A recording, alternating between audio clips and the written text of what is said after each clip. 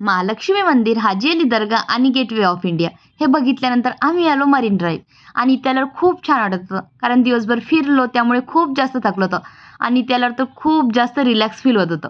इथे खूप छान अशी थंडी हवा सुरू होती. थंडी हवा आणि गरम गरम चाय, वाव काय कॉम्बिनेशन आहे ना. त्यानंतर आम्ही इथे खूप वेळ बसलो, गप्पा गोष्टी सांगितल्या, नंतर फोटोज व्हिडिओज काढले आणि नंतर आम्ही गेलो जुहू बीच. इथे आल्यावर तर आम्हाला आणखी खूप जास्त छान वाटत होतं. इथलं वातावरण आणि इथली थंडी हवा. वॉव! खूप छान वाटत होतं, की विचारायचं काम नाही. आम्ही समुद्राच्या पाण्यामध्ये खूप जास्त मजा केली. खूप सारे व्हिडिओज काढले, फोटोज काढले, खूप मस्ती केली, खेळलो, फिरलो आणि मी तर एक्स्ट्रा मजा केली, की विचारायचं काम नाही. रात्रीचा व्ह्यू तर खूप जास्त छान दिसत होता. तुम्ही बघू शकता पूर्ण आभाळ हे पिंक-पिंक झालं होतं. थोडीशी मी धावली, पडली आणि खूप मज्जा केली. त्यानंतर आम्ही आलो इकडे पावभाजी खायला. पावभाजी खाल्ली आणि खूप जास्त दमलो होतो. मग म्हणलं चला घरी जाऊ आणि वेळ पण खूप जास्त झाला होता.